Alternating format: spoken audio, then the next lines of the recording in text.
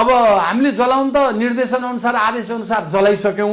अब हाम्रो यो नेतृत्व चाहिँ कसले गर्छ, प्रधानमन्त्री चाहिँ को बन्छ भन्दाखेरि त्यो भिडियोमा बालन शाह प्रधानमन्त्री बन्छन् भनेर एउटा भिडियोमा भनेकै छ। भिडियो हामीले धेरै जस्तो भिडियो सेभै गरिरहेका छौँ। बालन शाह प्रधानमन्त्री हुन्छ अब भनेर त्यो टेलिफोनमा कुरा भएको छ। बालन शाह आउनुहुन्छ भने ठिक छ भनेर चाहिँ त्यहाँबाट भनिएको छ।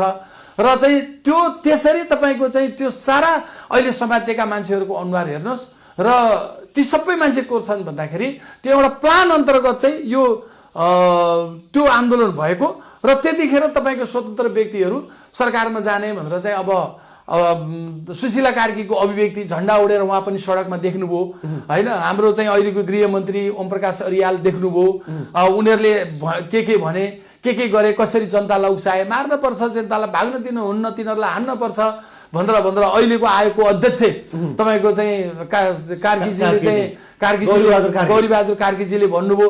यो सबै कस्तो डिजाइन थियो भन्ने कुरा चाहिँ हेरौँ अहिले। अनि जेएनजी हजुरआमा प्रधानमन्त्री हुनुभयो, अनि जगदीश खरेलहरू तपाईँ एकदम स्वतन्त्र मान्छे भनेर चाहिँ सञ्चार मन्त्रीहरूमा आउनुभयो र सबै मान्छेको पृष्ठभूमि त बाहिर आयो नि त। सबै मान्छे केसँग जोडिएर छन् भने समता फाउन्डेसनसँग, बाबा फाउन्डेसनसँग र अमेरिकाकै पत्रिकाले चाहिँ यो नेपालको जेएनजी आन्दोलन चाहिँ अमेरिकाको यति डलर लगानीमा चाहिँ यो आन्दोलन भएको भनेर चाहिँ अमेरिकाकै पत्रिकाले छाप्यो। यहाँ तपाईँ हामीले सबैले पढ्यौँ र नेपालकै तपाईँको चाहिँ विभिन्न स्रोतबाट त्यो खालको चाहिँ तपाईँको चाहिँ घटनाक्रम निस्कियो र अहिले त्यो स्वतन्त्र रूपमा मन्त्री बनेका मान्छेहरू सबै राजीनामा दिएर राष्ट्रसभाको उम्मेदवार बन्नुबाट के देखिन्छ भने त्यो आन्दोलन नियोजित ढङ्गले हामीले हिजै भनेका थियौँ यो राष्ट्रसभा भन्ने शक्ति बाहिरबाट चलेको हो, यो मुलुकको विरुद्धमा चलाइएको हो र आज त तपाईँको चाहिँ अब घटनाक्रमले प्रश्न देख्यो।